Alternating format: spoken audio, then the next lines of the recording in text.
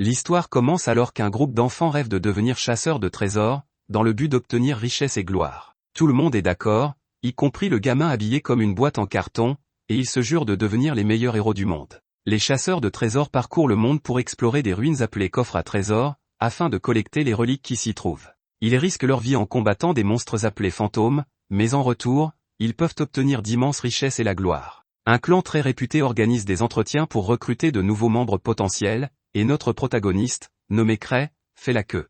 Un chasseur solitaire ne peut pas aller bien loin, il est donc essentiel de rejoindre un groupe si l'on veut atteindre un objectif élevé. Une fille nommée Ruda se présente à Cray parce qu'elle est la seule à ne pas avoir l'air d'un sale type, mais Cray refuse maladroitement de lui serrer la main. Ruda veut rejoindre un groupe parce qu'elle a du mal avec un certain coffre au trésor, mais un type se moque d'elle parce qu'elle n'est qu'au niveau 3. Ruda se sent insultée lorsqu'il la traite d'amateur, mais le type lui fait remarquer qu'elle est d'un niveau trop bas pour rejoindre le célèbre clan des premiers pas. Ruda le défie alors de se battre, mais la dispute est interrompue et Cray se réjouit de la fin de l'agitation. À l'intérieur, Ruda est submergée par tous les chasseurs qui essaient de rejoindre le clan des premiers pas, et elle est choquée d'apprendre que c'est la 5e fois que Cray participe à l'une de ces entrevues. Pour les chasseurs, l'habileté est primordiale, ceux qui ont du talent peuvent instantanément se faire un nom et grimper les échelons. Ceux qui n'ont pas de talent, en revanche, ne peuvent que s'accrocher au peu de chance qu'ils ont. Le clan des premiers pas est composé de plusieurs groupes, et le groupe Arc-Brave est le plus fort lors de cet entretien.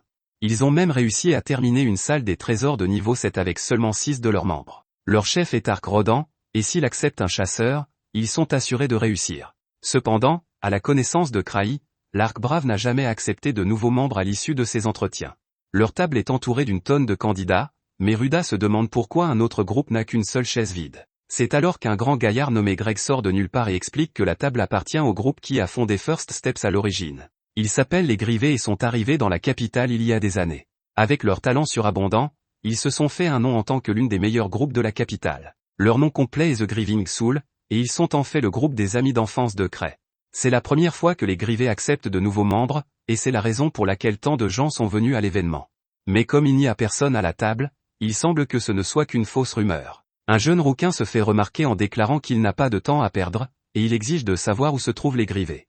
Il se vante d'être déjà au niveau 4 et de vouloir se faire recruter par le groupe le plus puissant de la capitale. Une jeune fille nommée Tino est empêchée de montrer sa place à ce gamin, mais Tino a l'intention de faire vite, comme le ferait sa sœur. Elle veut lui donner une leçon parce qu'elle mérite d'être dans les âmes en peine avant lui, mais on lui rappelle que le maître du clan lui a dit de ne pas faire d'esclandre. Il est trop tard, car tout le monde les contrarie et ils font de la place pour se battre. Tino est impatient d'en découdre, mais Cray est inquiet et demande à Ruda de l'accompagner à l'extérieur. La rouquine veut faire un peu de trash talking, mais Tino prévoit d'entendre ce qu'il a à dire après qu'elle lui ait coupé la tête, parce que, encore une fois, c'est ce que sa sœur ferait. Alors que Cray s'échappe, il se dit qu'il n'aurait jamais dû venir aujourd'hui. Alors que l'attente du combat atteint son paroxysme, Tino sent quelque chose de suffisamment choquant pour détourner son attention. Elle ignore complètement les chants enfiévrés de la bataille et ne prête aucune attention au rouquin qui arme son épée. Elle se concentre désormais sur Cray. Tino choque tout le monde en se précipitant sur Cray, mais ce qui est encore plus étrange, c'est qu'elle l'appelle « maître ». Il s'avère que Cray est en fait le maître du clan des premiers pas et le chef des âmes en peine. Le clan l'attendait pour commencer, et tout le monde est choqué de savoir qui il est. Dans cet âge d'or des chasseurs de trésors, un homme s'est distingué parmi tous les autres, et son nom est Cray. Plusieurs années auparavant, Cray et ses amis sont arrivés à la capitale. Ils étaient nouveaux, mais ils finissaient des coffres-forts adaptés aux débutants à une vitesse record. Une fois, Cray a été sauvé par son ami, mais ce dernier a supposé qu'il servait d'appât. Cray et ses amis partageaient tous le même rêve de devenir de grands chasseurs, mais ils n'étaient pas tous aussi doués les uns que les autres. Ces 5 amis possédaient un potentiel monstrueux, et Cray se considérait comme très ordinaire par rapport à eux. C'est alors que Cray décida qu'il ne les gênerait que s'il restait avec eux. Comme ils étaient tous très proches, ils ne dirent jamais rien, et Cray savait qu'il devrait prendre seul la décision de partir. Un jour, il leur a dit au revoir, mais ils ont décidé de faire de lui leur chef. Ils étaient tous d'accord, et Cray se demanda s'ils avaient écouté ce qu'il venait de dire. La décision était déjà prise pour lui, et Cray a donc passé les 4 dernières années à diriger un groupe de ses amis d'enfance surdoués. Pendant tout ce temps, il a regretté de ne pas pouvoir se retirer du métier de chasseur. De retour au présent, Ruda n'arrive pas à croire qu'elle a parlé au chef de clan de First Steps. Cray est arrivé très en retard à l'interview parce qu'il s'est réveillé, mais Arc pense que ce n'était qu'une blague. Tino dit à Arc de s'éloigner de lui parce qu'elle déteste sa superficialité, mais Arc pense aussi qu'elle plaisante. Il reconnaît à Cray le mérite d'avoir scruté la foule avec diligence, mais il est loin du compte. Ark est impressionné par le fait que Cray se soit infiltré sans son uniforme, mais une fois de plus, Cray fait remarquer qu'il s'est juste endormi un peu trop longtemps. Tino en a assez d'Ark et veut qu'il soit retiré du clan, mais ce type est le chef d'Ark Brave. Tino est une chasseuse solitaire affiliée à First Steps, et elle est l'apprentie d'une amie d'enfance de Cray, nommée Liz. Cray dit qu'il n'y a pas de place pour de nouveaux membres dans les âmes en peine, mais il a une idée et se demande si Ark Brave accepterait un nouveau membre s'il le recommandait. Ark fait confiance à Cray de tout son cœur et lui répond qu'il accepterait. Cela choque tout le monde dans la pièce, car Ark Brave n'accepte jamais personne, mais Ark dit qu'une personne ne ferait pas de mal. Cray se réjouit de la générosité d'Ark, mais l'un des membres de l'équipe est furieux qu'on lui impose quelqu'un. Tino suppose que c'est elle qu'il va recommander, alors elle est très reconnaissante. Elle est distraite lorsque la tête de mule de tout à l'heure veut se venger, mais Cray lui dit de ne pas s'en mêler. Le jeune se présente sous le nom de Gilbert, et Cray est surpris d'apprendre qu'il fait partie d'un groupe, même s'il est de niveau 4. Cray sait que ce gamin ne sera pas un atout immédiatement, mais qu'il deviendra quelqu'un de spécial une fois qu'il aura reçu l'entraînement d'Ark et des autres. Cependant, Cray n'est pas très doué pour juger les gens, alors celui qu'il choisira pour rejoindre Ark sera le fruit d'une chance inouïe. Cray surprend alors tout le monde en choisissant de recommander Gilbert, mais à une seule condition. Il explique que la chose la plus importante pour un chasseur est de ne pas perdre, car être faible met le groupe en danger. C'est pourquoi il a besoin de Gilbert pour montrer qu'il ne perdra pas. Cray met Gilbert en garde, car il n'a jamais perdu depuis qu'il est devenu chasseur. Tout le monde est surpris par l'assurance de Cray, mais Cray sait que ce n'est vrai que parce qu'il n'a jamais participé à un vrai combat auparavant. Cette fois-ci, Cray n'a pas l'intention de se battre directement. Il rend les choses beaucoup plus intéressantes en disant à tout le monde que celui qui finira avec son anneau sera celui qu'il recommandera pour rejoindre Ark Brave. Cray commence la folie en donnant l'anneau à Gilbert, ce qui amène Tino à lui donner un coup de pied en pleine figure. L'anneau lui échappe des mains et tout le monde se demande s'il est encore en vie.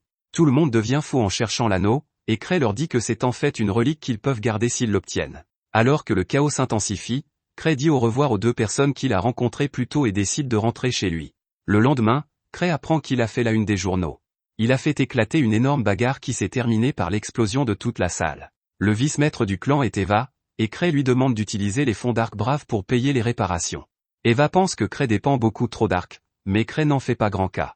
Ark est un homme très décontracté, alors Cray veut qu'il parle à l'association des explorateurs pour lui aussi.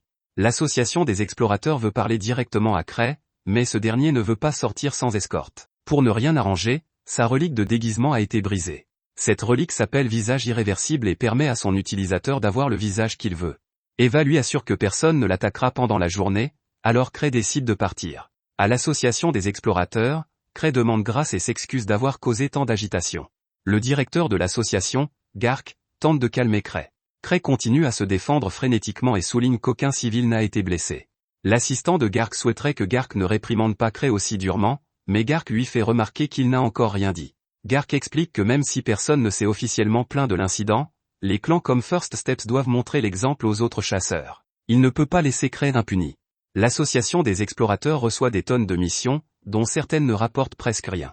L'autre problème, c'est que certains travaux sont si difficiles que personne ne veut les faire. Les chasseurs appellent ce type de travail des corvées. Gark prévoit de punir Cray avec l'une de ses corvées, et il s'énerve lorsque ce dernier semble vouloir la refuser. Cray met les choses au clair en acceptant la punition, mais il souligne que ce qu'il a fait cette fois-ci n'était pas si mal. Cray consulte le livre des corvées et décide d'en choisir une facile qu'il transmettra de toute façon à Gark. Cray trouve la corvée parfaite de niveau 3 et l'appelle corvée de récupération de cadavres. La jeune fille lui fait remarquer qu'il s'agit en fait d'une mission de sauvetage, et elle aimerait qu'il ne plaisante pas sur le fait que les chasseurs n'ont pas survécu.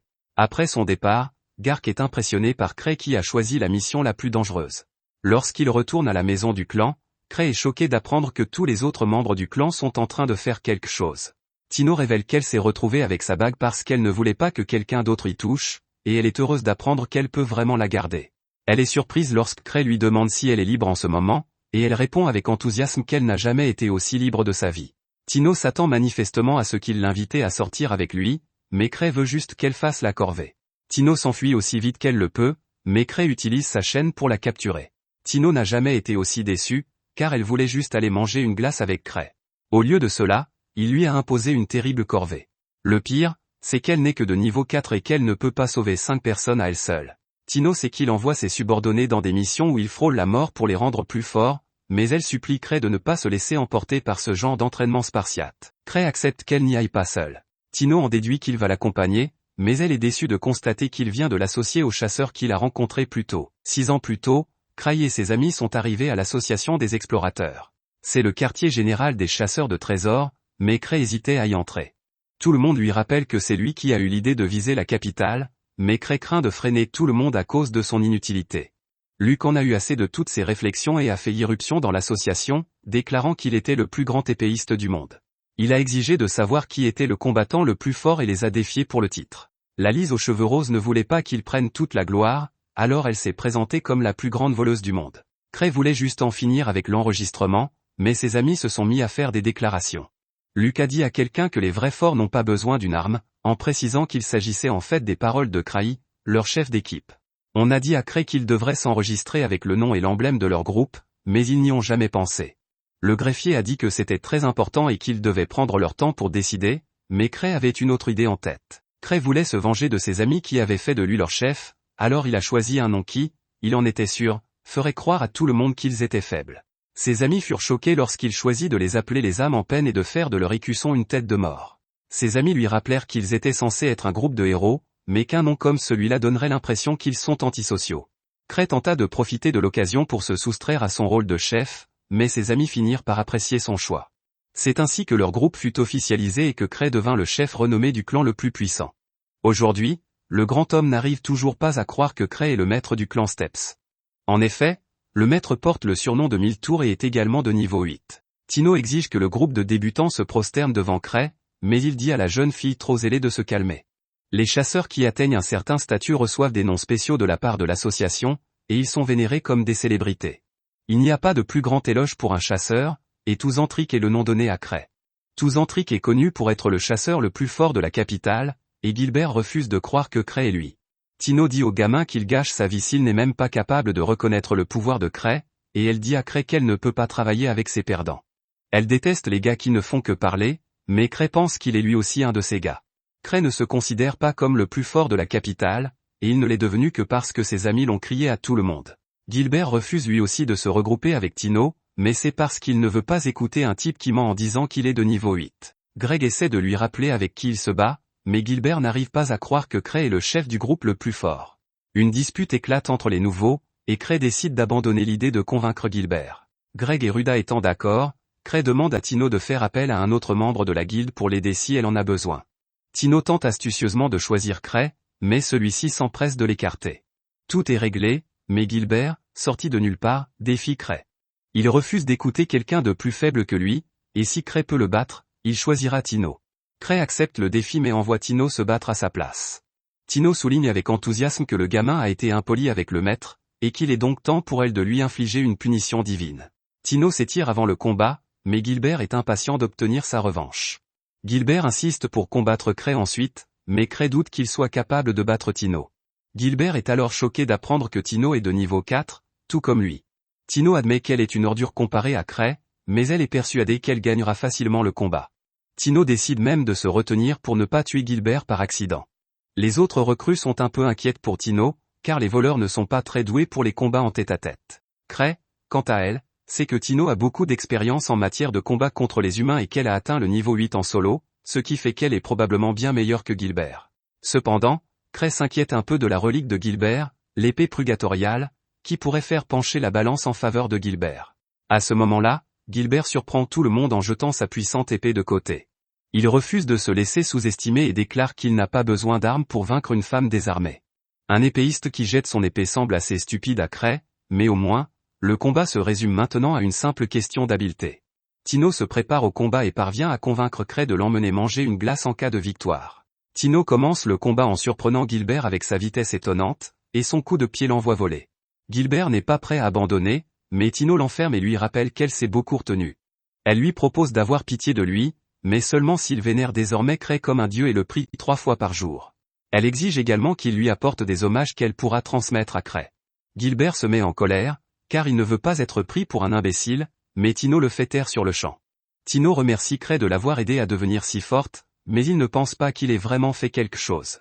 Les autres sont choqués par la force des marches, et Gilbert ne peut que se complaire dans son échec. Il a toujours su qu'il était né pour être chasseur. Il a manié l'épée dès son plus jeune âge et a rapidement surpassé les adultes par son habileté. Il est finalement arrivé à la capitale, où il a rejoint un groupe et a nettoyé plusieurs coffres à trésors. Gilbert était très fier de lui et commençait à croire qu'il était le meilleur. Tino lui dit alors qu'il devrait essayer d'utiliser son épée s'il veut continuer à se battre, mais Gilbert refuse. Tino se moque de son orgueil et lui fait remarquer qu'il ne servira à rien s'il finit par perdre la vie. Gilbert se rend compte qu'elle a raison car il serait mort depuis longtemps s'il s'agissait d'un vrai combat. Gilbert est surpris lorsque Cray devine qu'il a quitté son groupe parce qu'il était trop fort pour eux. Cray dit que la même chose s'est produite avec son groupe, mais il pense que, dans son cas, ses amis ne l'ont pas abandonné. Malheureusement, Gilbert le prend mal. Les âmes en peine est un groupe d'élite qui se démarque même des plus grands groupes. Gilbert est donc choqué car il pense que Cray a fait preuve de pitié envers ses coéquipiers en restant avec eux alors qu'il est bien plus fort qu'eux. Cray choque Gilbert lorsqu'il touche son épée, activant son pouvoir, et Cray est capable de dire ce qu'elle fait. Il provoque des dégâts élémentaires et améliore la portée de l'attaque. Gilbert n'en croit pas ses yeux car il n'a jamais vu quelqu'un manier l'épée purgatoriale aussi facilement. Ce n'est pas tout, car Cray a créé une flamme que même lui n'a jamais pu atteindre. Cray a fait tout cela sans même toucher la poignée de l'épée. La frustration de Gilbert augmente au fur et à mesure que son ego est détruit, et il traite Cray de monstre. Nous apprenons ensuite que la matière mana est censée être la substance fondamentale de ce monde, et que les coffres au trésor sont un phénomène où la matière mana est condensée. Cela crée des mondes alternatifs à l'intérieur des coffres, basés sur des souvenirs extraits du cœur du monde. Le repère du loup blanc est l'un de ces coffres, et c'est celui où se rend Tino. Il était habité par les loups de la lune d'argent, mais ce monstre a été éradiqué à cause de la chasse incontrôlée de sa fourrure. La chambre forte a fini par apparaître et a trié un loup fantôme gorgé de sang. Cray est content de ne pas y être allé lui-même, mais il est sûr que Tino et les autres s'en sortiront. Ce n'est qu'un coffre de niveau 3, et il y en a 4 dans son groupe. Plus tard, Cray remercie Eva de lui avoir dit que Gilbert avait quitté son ancien groupe, car cela lui a permis de surprendre le gamin. Eva a entendu parler des frasques de Cray plus tôt, et il explique que l'épée était une sorte de relique qu'il peut facilement contrôler. Cray aime beaucoup les reliques, car leur infinie variété de formes et d'utilisation les rend amusantes à collectionner. De plus, elles permettent à quelqu'un comme lui de créer des miracles. Cray se demande s'il ne pourrait pas acheter l'épée purgatoriale à Gilbert, mais Eva déteste ces dépenses inconsidérées. Elle pense que Cray possède déjà beaucoup de reliques de ce type, mais Cray lui fait remarquer qu'elles sont toutes très différentes. Elles se ressemblent peut-être, mais elles ont leur propre personnalité et font des choses différentes. Cray est sérieusement accro à sa collection, et Eva a entendu dire qu'il avait contracté des emprunts pour les acheter. Bien que les grivets rapportent des tonnes d'argent, Cray est un mauvais payeur et il a emprunté une somme d'argent considérable. Les bénéfices du grivet sont répartis équitablement entre ses membres, quelle que soit leur contribution, de sorte que même Cray, qui ne fait rien, reçoit beaucoup d'argent. L'accro aux reliques va faire charger ses précieuses reliques et on lui parle d'une rumeur selon laquelle un fantôme est apparu sur une route voisine. Il a détruit une caravane entière et 3 gardes de niveau 3. Cela signifie qu'il doit être très fort, et les chevaliers du 3e ordre recrutent donc un groupe d'extermination. Cray est choqué d'apprendre qu'il est passé par l'antre du loup blanc et que la voûte grouille désormais de l'eau. Cray se convainc que ce n'est qu'une rumeur et que, même si ce n'est pas le cas, Tino est assez fort pour faire face à tout. Bien sûr, la rumeur continue car les monstres à l'intérieur du repère des loups sont apparemment de plus en plus forts. L'association envisage même de changer de niveau. Cray continue de l'ignorer, mais la rumeur dit aussi qu'un groupe de niveau 5 a disparu dans la région. Cela choque Cray, qui vérifie la fiche d'information de la corvée qu'il a choisie. Elle révèle en effet que le groupe à secourir est de niveau 5, et Cray regrette de n'avoir jamais lu la fiche. Ses interlocuteurs sont choqués d'apprendre que Cray a envoyé Tino, de niveau 4, dans une chambre forte où des joueurs de niveau 5 ont disparu, mais Cray leur répond que c'est un bon entraînement pour elle. Cray tente de les rassurer en disant qu'il a envoyé 3 aventuriers avec elle, mais ils sont horrifiés qu'il l'ait envoyé avec un groupe improvisé. Ils ont toujours pensé que les rumeurs terrifiantes sur les épreuves que Cray fait subir à ses membres n'étaient pas vraies, mais il est clair maintenant que ce sont les épreuves qu'il fait subir qui font des Grivers le meilleur groupe. Cray commence à paniquer à l'idée d'envoyer le groupe à sa perte, mais il se convainc à nouveau qu'ils s'en sortiront. Gilbert est très fort et possède une puissante relique. Malheureusement, Cray se souvient qu'il a utilisé toute la puissance de l'épée, et il se demande si Gilbert l'a rechargée avant de partir. Nous voyons ensuite le groupe s'approcher de l'antre du loup blanc. Il commence à sentir le danger de la mission, et Tino explique qu'elle a même écrit son testament avant de partir. Ruda pense que Cray savait qu'il se passait quelque chose dans l'antre et que c'est pour cela qu'il les a envoyés. Tino le croit aussi, car elle est certaine que la composition de leur groupe n'est pas le fruit du hasard. Elle dit que Cray a planifié chaque détail, mais les gars refusent de le croire parce qu'ils se sont rencontrés la veille. De plus, Gilbert n'est venu que parce qu'il l'a décidé. À ce moment-là, Gilbert se souvient que Cray savait pourquoi il avait quitté son ancien groupe, et il se rend compte que Cray manipulait la situation depuis le début. Tino ajoute à la légende de Cray en expliquant qu'il connaît parfaitement tous les aventuriers de la capitale et qu'il peut lire dans leurs actions et leurs pensées comme un jeu d'enfant. Ruda a du mal à le croire, mais Greg souligne que Cray a même calculé ce qui se passerait lors de l'entretien. Tout ce qui s'est passé a été prémédité. Tino leur dit de ne pas s'inquiéter, car quoi qu'il arrive, tout est conforme au calcul de Cray. Elle est sûre qu'il ne les enverrait jamais dans une mission impossible. Malheureusement pour ces idiots, ils se trompent lourdement, car c'est exactement ce qu'a fait Cray. Il espère que le groupe finira par abandonner lorsque la mission deviendra trop difficile, mais il sait que Tino n'abandonnera pas facilement. Personne ne répondra à l'appel de renfort à cette heure de la journée, Cray devra donc y aller lui-même. De retour avec le groupe, ils sont terrifiés lorsqu'ils rencontrent un puissant fantôme. Il ne s'agit manifestement pas d'un loup ordinaire, puisqu'il possède une armure et même une épée. Tino pense qu'il s'agit d'une nouvelle épreuve légendaire que Cray lui fait subir, mais ce dernier cherche désespérément des reliques pour empêcher le groupe d'aller dans la chambre forte. Il essaie d'en récupérer le plus possible, mais un coffre-fort attire son attention. Eva se demande ce qu'il fait, mais Cray lui répond qu'il va se promener. Eva voit bien qu'il s'inquiète pour le groupe, mais elle est choquée de voir qu'il a même pris un objet appelé Citri S Slim, bave de Citri. Cray nie avoir cet objet, car cela violerait la loi impériale. Cependant, Cray pense que toutes les reliques qu'il pourrait utiliser pour attaquer sont à court de mana, et qu'il doit donc prendre cet objet en dernier recours. Eva se demande s'il ne devrait pas emmener quelqu'un avec lui, mais la relique de voyage de Cray ne fonctionne que sur une seule personne. Cray active la relique et s'envole dans le ciel. Eva s'inquiète car il s'agit de la relique utilisée lors de l'horrible incident du missile humain. Elle s'appelle le randonneur nocturne, mais elle est incroyablement dangereuse, elle n'a aucune sécurité, aucun frein, elle ne peut ni planer ni se diriger, elle est en fait défectueuse. Merci d'avoir regardé mon récapitulatif, abonnez-vous à la chaîne pour plus de vidéos.